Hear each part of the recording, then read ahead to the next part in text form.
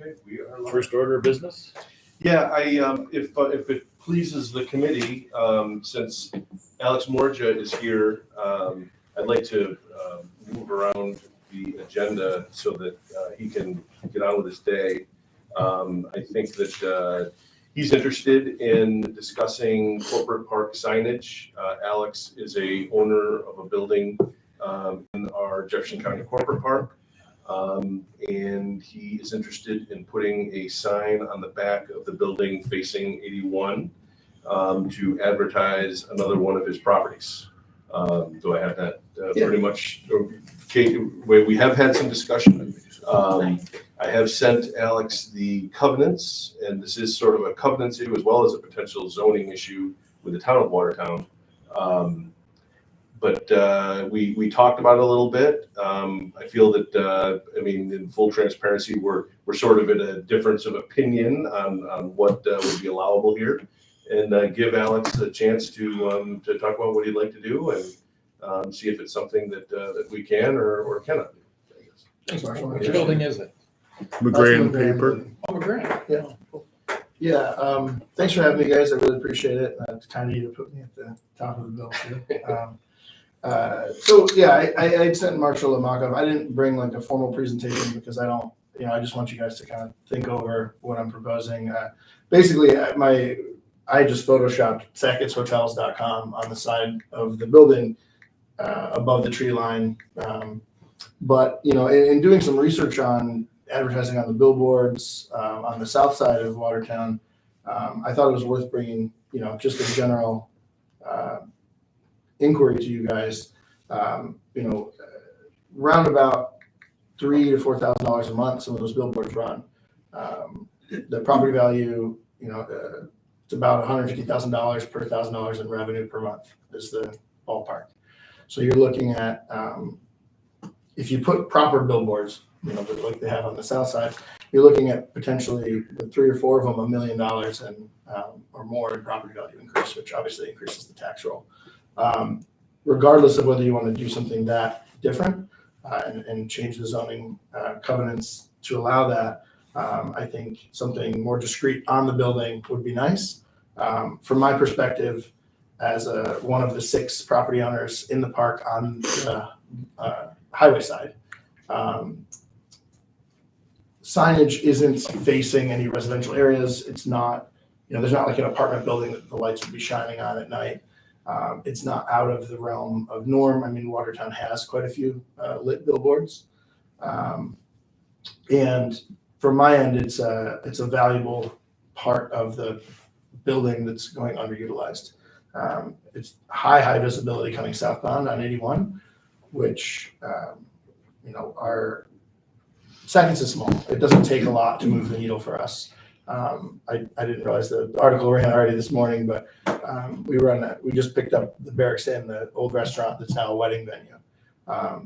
Reason being, 2 or 3 weddings meaningfully change the economics of the hotel if we add them in the shoulder seasons. And so getting eyeballs from Fort Drum, we've had a few dozen soldiers stay for 2 weeks at the government rate in the off season for live fire exercises. That's huge for our business. And it's also big for the restaurants in Sackett's. If we have 6 soldiers staying for 2 weeks, they're eating at the brew pub or the Goodfellas every night. And so from my end, catching those eyes on the southbound is meaningfully valuable. And I don't think it really costs anything from a aesthetic perspective. I think it could be done in a way that's pretty clean.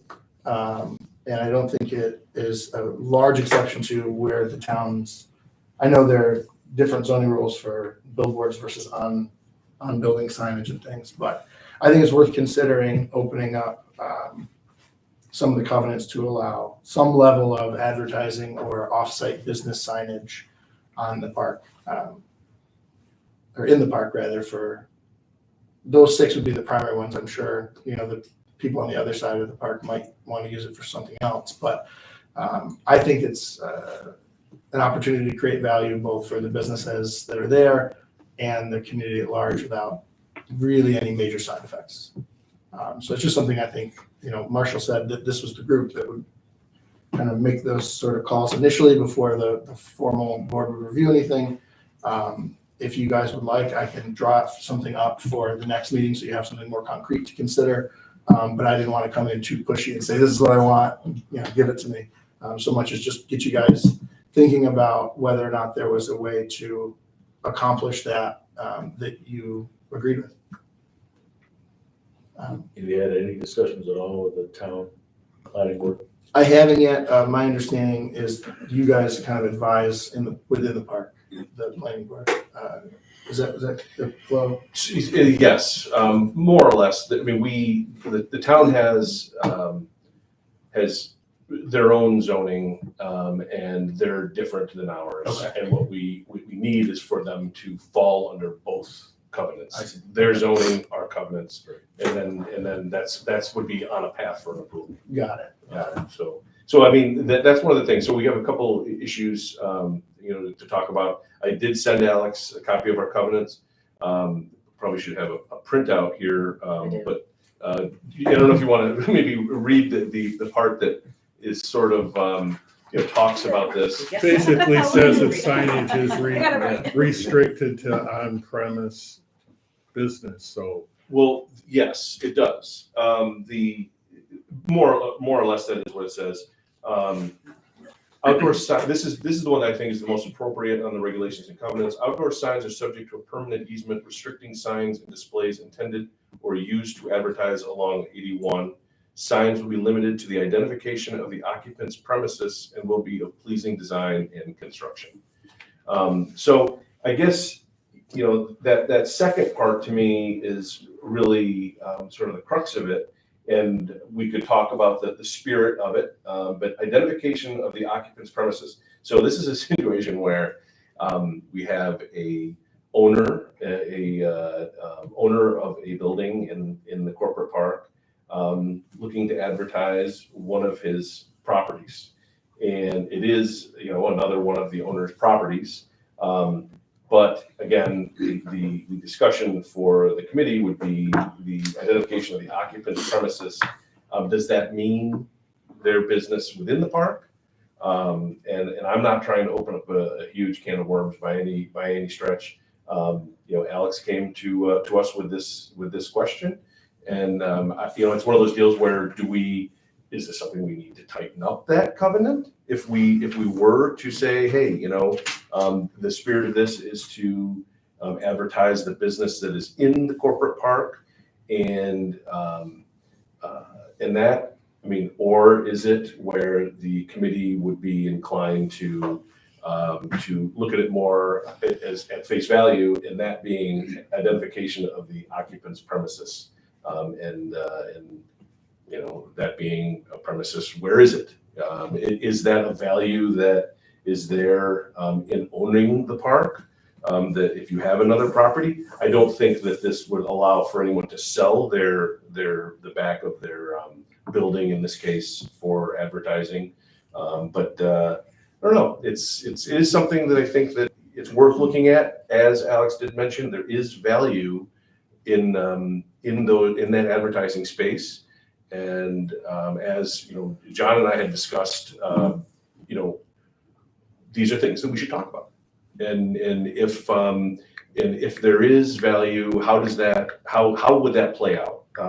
As I used North American Tapes as sort of an example, I would like there to be a pretty large North American Tapes advertisement on the back of their building, showing that the world's second largest producer of adhesive tape is in Jefferson County. I look at that as a value. Now, whether or not that could extend to Alex advertising the hotel on the back of his building is another question, but that's for the committee to decide. Yeah. So I think that makes sense. It's funny. I was thinking of North American Tapes as an example of a company that may not find as much value themselves in advertising, and may get more value being able to advertise or sell the rights to advertise on the highway, depending on their preference. Yeah. Obviously, that's not, as the covenants are now, it's absolutely, I joked with Marshall, I was like, oh, good news is the hotel's opening a corporate office in the Grand building. But I of course want to operate within. I didn't think that was really that funny. Actually, just to be clear. Well, you were trying not to laugh because the rib. Yeah, it was a rib. So, yeah. But obviously, it's not something that it's not how I operate. But I think there's value there, and I just question whether or not I see why at the beginning of the park you wouldn't want all that land to be bought by someone who just puts billboards up. And I was not here when the covenants were written. I wasn't in those discussions, so I don't know why they're there beyond what I can imagine. I personally think at this point, those buildings are built. No one's going to buy it and squat on it for billboards at this point, and it's a way to increase the value of those properties. I'm sure there's counter arguments to that. I don't personally mind the billboards. Some people don't like them when they drive. That's a longer question than I have, but I would love to be able to do that instead of paying whoever bought the billboards from PJ, I forget who it was, but $3,000 a month to say, hey, turn left here to go to Sackett's. I'd much rather invest in, spend the money on the sign once and have it sit there for indefinitely and not have to pay monthly. But it's a question for you guys, and I really appreciate the consideration either way.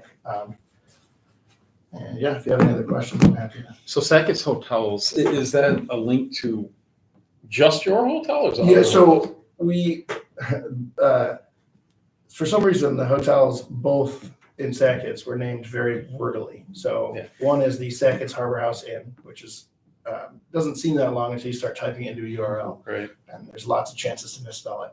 And then the other, we are in the process of acquiring the Marina Inn, which was shut down for a while. And that's the Marina Inn and Suites. So we looked at abstracting the two and branding them as Sackett's Hotels, and then there's the Harbor House and the Marina Suites. And the idea being Sackett'sHotels.com is an easier thing for people to Do you own all those? I'm in the process of buying the Marina Inn. Right. Yeah, so it's not closed yet. But not the inn? The Harbor House Inn I do, yeah. Okay, The so Harbor there's House two Inn, then. I purchased the Harbor Right. House, yeah, there's two. Okay, Yeah, clear enough. Okay. but it's just a generic, something that was easy for people to quickly read, Right. internalize, and type without, Yep.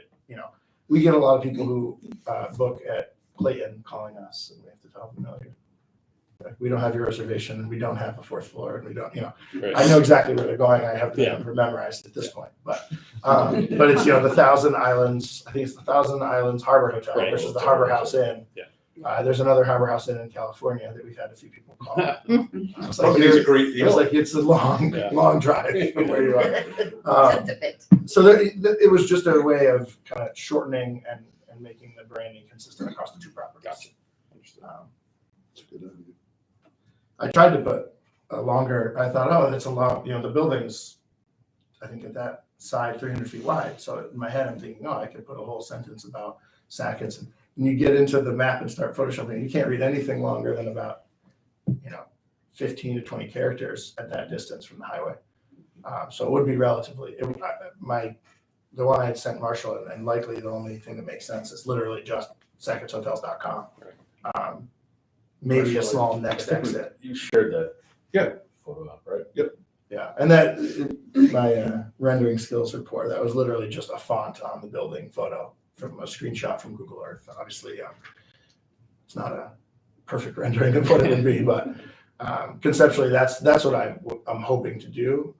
If it's something that I'd suggest formalizing this. yeah, I'm happy to. I know we got some questions that we'll need to talk internally about the covenants, et cetera, and we need to do a little more work with the town. But I think a formal request would go a long way. Okay. Frankly. Yeah, I'll put something together. Let's take a look at it, take a look internally, and then see if we can come to a conclusion on this. Great. That makes Well, sense. the covenants allow us to make changes as the board unilaterally. We don't need it, but I will, historically, we had a proposal years ago to allow for billboards in there that was met with great opposition by the other tenants along Well, Route that's part of 81. it, right. And if I'm just looking at the zoning law, Yeah, I looked at that It's earlier like too. 50 square feet for, was this a lit sign?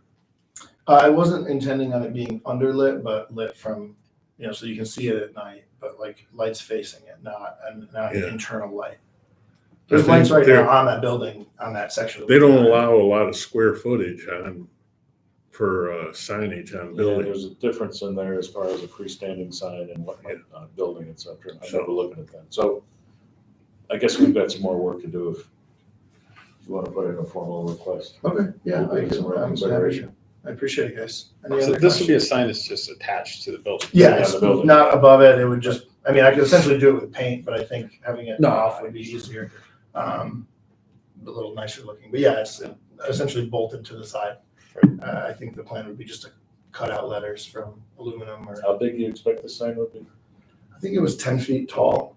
And then I want to say about 2/3 of the width of the building along the, Big sign. so it's, yeah, I mean, it doesn't need to be that big, but the goal is that it's legible from the highway as you drive without distracting someone too much and they're, squinting at, what does that say?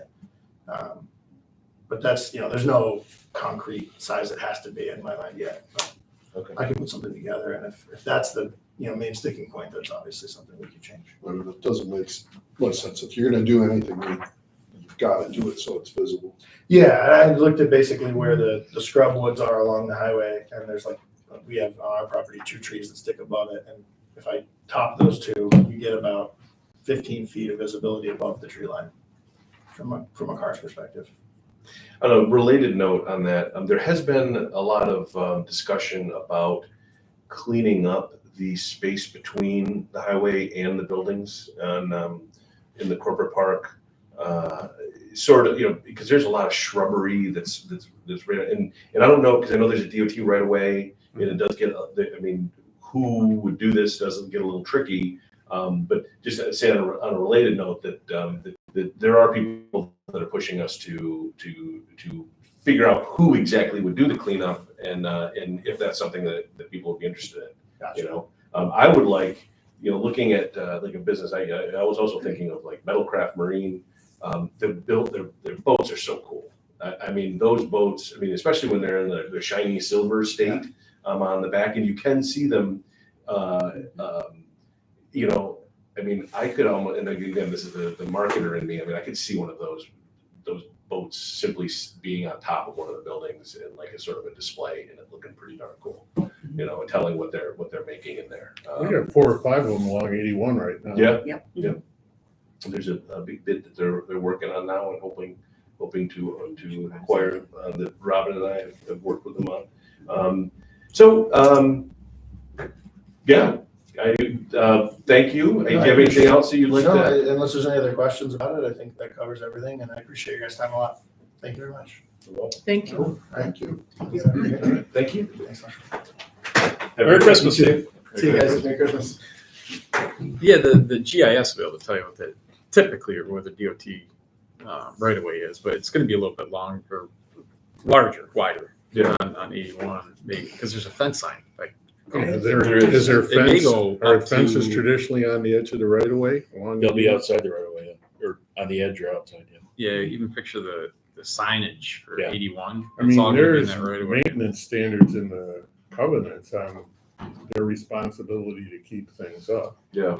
But back to one quick question about procedure here. We had an IDA park committee created years ago. Was that rolled into buildings and grounds? If not, it should be next year. Yeah. Because traditionally that began back with the whole Lundy BS. Okay. We created a industrial park committee. Just a quick little. So when Alex brought this to me and I sent it out to the Buildings and Grounds Committee as best I can remember.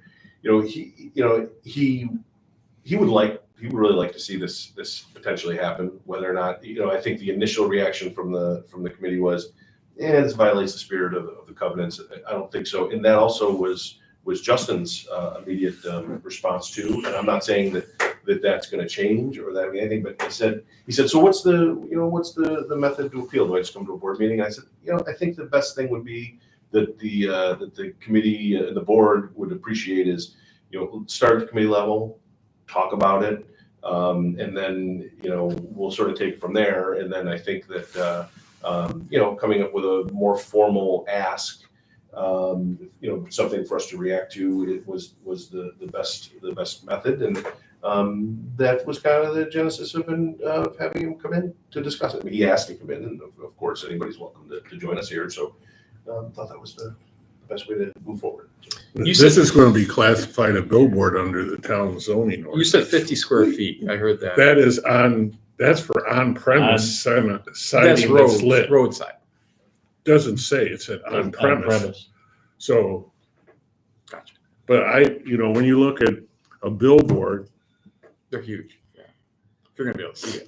In the sign, any outdoor advertising board which directs attention to a business, commodity, service, or entertainment conducted, sold, offered, or manufactured a location other than the premises on which it is located. So that is going to be a billboard. And we have taken a hard line in the past, no billboards along 81. So, and did he say that was going to be 10-foot high? that's his what he's, was asking, hey, when you start off with, and I think in his mind, he was like, oh, I'm on my building. Boy, what an opportunity to put in the back. And he, the biggest possible thing he could fit on the back of his building to be easily read. Right. I think that was his initial, thoughts was make it big and easy to read and without, really realizing that the covenants issue and potential other issues just straight zoning, So, I feel like the zoning is something that'd be like fighting, yelling at the clouds to a certain extent on this. Anything he did do clearly would have to fall under the zoning regulations of the town. But whether or not, I guess to me, this whole thing about identification of the occupants of premises. Now, that's something that, I don't know. It's an interesting idea, and there is a unrealized value in that potential opportunity. I look at it and how he brought up North American Tapes. I look at it strictly from a Jefferson County selfish perspective, and that I want to tell our story. And to me, having a giant sign that says the world's second largest maker of adhesive or something to that effect, advertising, how awesome North American Tapes is really outstanding, and it tells our story. So that was my thoughts. Yeah. I for out of my hands. I see where he's coming from. I mean, you own the building, but I guess whether or not it can be done. It doesn't surprise me that there was controversy before. At any time you start talking about that level of signage and billboards, et cetera, there's going to be controversy. Yeah, what It's can going to be a of worms are we controversial opening? subject, Yeah. both externally and also Yeah. internally for our tenants, et Yeah. cetera. And again, that's why I think the best way to approach this is a formal submission. Yeah. Let's take a look at it. We'll have Justin take a look at our covenants and also the town law, and we can make a decision based on. Well, I don't think the covenants are an issue because we can override them with a Can we? Yeah, on this, especially in this, as you. I'm going to be honest this with part of you. the court. I would prefer to allow a pipe stand billboard than on the side of a building. I'm going to be candid with you. That may look sharper, honestly. I mean, is that something that I'm not suggesting that we pivot this to that, but is that something that I think it'll look tacky on the side of a building if it's not advertising what's on it. I don't care how nice you make it. Our goal was to advertise the park. If we want to have off premises, we should talk about billboards. Mm-hmm. That's my personal opinion. I think it's going to cost them a lot more money, but I think if we had a master plan for 2 or 3 billboards along there, maybe Metalcraft wants to put up a billboard. I'd like to see them do what you said, but they could drive a boat up like a ramp like they do at Capers where they have the raised displays. Yeah. that would look cool, 100%. And then you gotta decide if you're gonna do billboards, are you gonna allow digital billboards?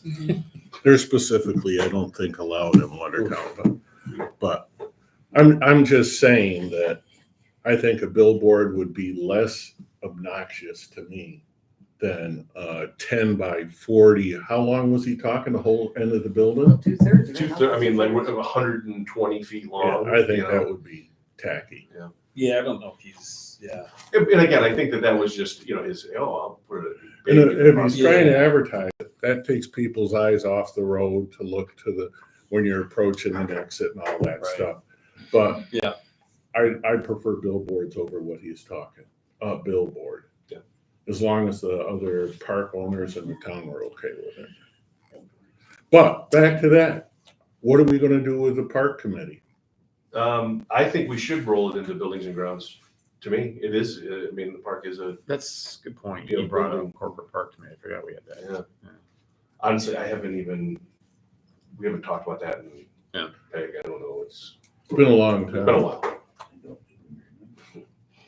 I think we had one meeting, maybe. No, we had more meetings. We had the old Mike Lundy tearing our throats out one day down at, That's that one. yeah, you did. Sorry, I wasn't here. You weren't here. But that's gone. One other, speaking of signs, in business parks down at the airport, Yeah. the Convolt sign is still up. Still up. I thought the same thing yesterday when I was Which- driving by. Bothers me a little. I Yeah. know. Come You down. mentioned Yeah. that. Can we get that down? Yep.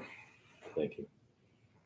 Jay, put it in four-wheel drive, take her down. Contractor. still up Believe there. me, I have lots of ways to remove that sign. Impact is in my. Yeah, who owns that sign? Like who's wood, who put that up? So I think on the back of someone else, I almost had you doing it right then. I think that sign was screwed to the front of our sign because we used to have a sign that I had put up or made. Then we had another gentleman actually make the frame and where it said coming soon, airport commercial park, something to that effect. I'd be happy to go out there and look at it. too. Yeah, and so it might be that It had to be removed because of our project, right? The sewer line. that we could use that. Well, honestly, it doesn't even matter. The LDA is expired. That is a marketable piece of Exactly. property. So, but it wouldn't surprise me that if we take that first piece off, that our sign advertising is right there, ready to go. What do we see about that? Yeah. Thank you. Yes, sir. All right, enough on signage. Yep. Speaking of the business park, the business complex. Yep. Where do we stand with the water and sewer lines down there? The water and sewer lines they might very well, from last I understood, they might very well be done this week. I know that it's been a good project and has gone smoothly. The gentleman, and his name is escaping me right now, has said that they've gone through a couple of rock saws, which is as Daryl? expected. Bill Zabriskie. Yep. Yeah. This guy clearly knows how to cut through rock. Oh, yeah, well, his son does, yes. Yeah. Well, he knows what he's doing out there in this project. Yes, he does. And no issues as far as I can tell. We are hoping for a final work payroll thing that we have to pay that we'd like to get in this year. But that's as far as I know. This is it's moving forward and could very well be done this week. Is there another project meeting scheduled yet? I don't know. I don't believe so. Did our contract require as-built? Should. I believe it did. I believe so. And those will be important because they've changed. Good point. Well, especially as we redesign the park too. Well, that, and yes, and we didn't build it exactly according to the plans with the water and sewer laterals. So we should really make sure that I think that would be, we should schedule another project meeting. Okay. Specifically talk about that.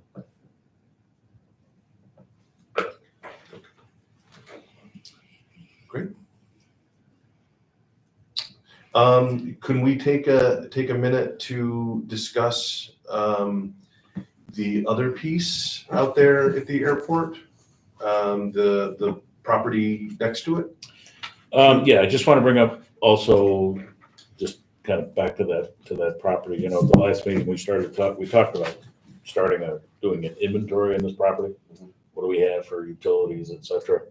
And Marshall, you were tasked with getting a hold of Jerry over at National Grid Yes. about the power study. And quite frankly, I haven't had a chance to follow back up with you, but I thought his reply to you basically told the whole story. Yeah. You know, it was fine. He's outlined procedurally, you know, what needs to be followed. I was a little surprised when he talks about the fact that study was $150,000, which apparently Harry paid for. Yeah. Which apparently there were some NDAs that were signed. Mhm. I guess what kind of bothers me about that a little bit is that we're supposed to be Harry. We're supposed to be Harry's partners. In a case like this, the power issue was it was the big issue out there. It would have been nice to be able to be somewhat involved in understanding. National Grid signed an NDA with Harry about the study. That's what Jerry indicated. So the way that I understand it, as you know, in the discussions that I've had with Jerry, and Jerry has been always very helpful. Sure. And he does things the proper way. He can't necessarily give us the results of that power study because it's Harry's power study. And then he goes on to talk about how, you know, things have changed, you know, over the last 18 months, or may have been 2 years at this point, on costs and power availability, things like that, and that we would basically need to be to do a new power study potentially, and there was a sort of a qualifying piece on there for that. I sent a note to Harry, hey, can we get the power study? And zero surprise, it doesn't mean that he won't give it to us. It doesn't mean anything, but I haven't heard back from him on it. You know, I mean, we have to pull teeth on a lot of these things, or have had to do that over the course of the last 4 years. Doesn't mean that he won't you know, give us the study or the results of it or anything like that. It's just that I don't have something, you know, for us on that power study. I guess the good news is that there is, if we can get power there, we're going to have to look into it a little bit closer. But you know, I guess I don't really have a whole lot to add other than I'm going to start pushing Harry a little bit harder on getting the results of that and sort of see where that goes. You just said that Jerry told you there's been changes that probably have made that study outdated. Plus, Harry was looking for a lot more power than for a small industrial park we may need, right? So Jerry's indication was that and that was probably what I'm sorry, but I didn't receive any of the copies of any of the correspondence. It was done, when it was done, there was a 4 megawatt cap because of distribution issues. I know since then they're building new transmission within the county, actually, which I'm assuming is going to change some of that. And I mean, basically, again, Jerry, I think did a pretty good outline, gave us a good outline on procedurally, you know, how we would approach this. Obviously, a study's not going to be inexpensive. And it needs to be specific. It's different if it's for one single user than it is if it were for multiple. And I guess that has to do with tariffs. And they'll give you a flat rate price if it's a single user. They give you a time and expense price if it's for multiple users, and I don't know. They're just different approaches, but at least in this, I think now, frankly, I had always wondered at the beginning of this whole process and project why that wasn't one of the first things done. Can't put a building up if you haven't got power for it. And again, now we're better informed as to procedurally what we need to do and what the expense is likely to be, and maybe what some of the limitations are. So I'm a lot more comfortable with what he's provided. Yeah. I mean, it would be nice to have the study just to see the details, but I don't know if that's It's hard. National Grid, necessity. it's one of those things where if we're sitting here and as an economic developer, I want to say, hey, how much power is available at that site? And they don't tell you that. So one of the things that Jerry did say that I had heard about that we need to follow up on is their shovel-ready program. Yeah. So we really need to find out what that means. It's I know that's an opportunity to get grant funding through National Grid to cover the costs. Right. Yep. So that's something we probably ought to follow up on if we could. Yep. And I believe that that it wasn't like Harry paid $150,000 out of pocket for it. I think that after he got the grant piece, it was like 50. And so, Which is generally the way those things go. yes. But just to talk about so.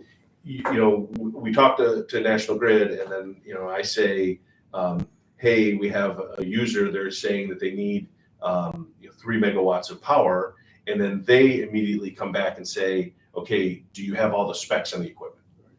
And of course, if we're in a competitive situation with a site, and that's not to say that wherever they're doing this somewhere else potentially isn't also happening. There is especially when I first started, it was a real frustration. Now, when I talk to Jerry or Joe, I feel like I know what they're going to say, and I don't necessarily have all the information, but I just still run it by them anyway. And so it is a little bit tricky when you're working with power. And that's, I'm not even saying that they're being intentionally difficult to work with, because Jerry is not that kind of person. He knows exactly what these engineers are going to ask for, and that they won't give you a number on that without it. So it can be a little tricky. Is that the same for natural gas? I know they put a new gas line down there. Are these new businesses, how we have this new 2025 no new gas hookup? Would that affect these businesses, or does that not affect industrial? Or don't we know? Don't know. But I do know that procedurally, we've been through it on the gas side, similar situation. And it's the same way. And I mean, I understand their engineers. It's, you want power, how much and why? And we want to know exactly what it is you're trying to power, so we can make sure that what we deliver to you or what we quote to you. Well, that should be one of the first things we do, is we're looking at modifying this park, is trying to get some ballpark figures on, Yes. Can we sustain, do they have enough power to create a mini industrial park? And what would we have to pay, let's say? And that's part of the shovel-ready program. Okay. That we want to investigate is to see what we can do in this case to be better prepared as we market this property now. What we were able to do when we came up with the white paper that we developed for dairy manufacturing, we worked with National Grid, and they gave us some basic information about using a plant like Great Lakes Cheese as a model. Here's what Great Lakes Cheese uses down in Adams. Use that as a model to estimate what the same needs would be in the ag park, as the example. And we put that all into the white paper so that a company looking at Jefferson County would have an idea of, okay, here's what we can handle. And it also allowed us to work with Jerry. Well, another thought is, you're working trying to locate a whole lot of plants. Okay, let's say the one we talked about on Old Rome State Road that I don't wanna, cause we're live. We are live, yep. If that goes, will that affect what we have over here? If you understand what I'm getting at. No, Sure. So it's a, good draw. I think we have to think more globally on what our efforts are, because we know with our limitations on wastewater that we're not gonna get a dairy plant over there. But I'm just thinking we're getting close to talking about property acquisition that I'm not on the committee, but you may wanna think about an executive session. Yeah. So we can shut off the recording. Yep. But that's my other concern. If we locate the recreation, the multi-event center, that's gonna draw a huge amount of electricity. Will that affect what's available over here?